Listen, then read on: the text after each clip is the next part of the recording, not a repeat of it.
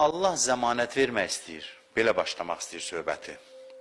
Qoyun Allahın adından danışım, ağlımın gəldiyi nəticədə cürətlə bunu deyirəm. Kim də qəbul eləmir, eləməsin də ağıl ixtiyar sahibidir. Allah hamıya zəmanət vermək istəyir ki, əvvələ belə başlamaq istəyir ki, hamınız cənnətliysiniz. Mövzu bağlandı, nigaran olmayın.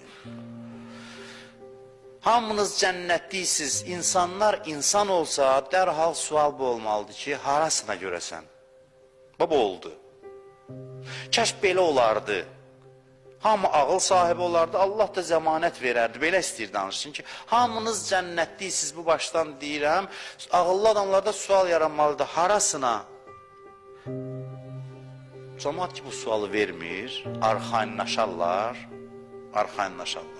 Allah da bunu demir, cəhənnəmdən danışır. Çünki ağılsıza, üzr istəyirəm ifadəmə görə, elə cəhənnəmdən danışarlar. Adamlar ağıllı olsaydı, Quranda bəlkə də bir dənə cəhənnəm haqqında ayə olmazdı. Ağıllı olsaydı.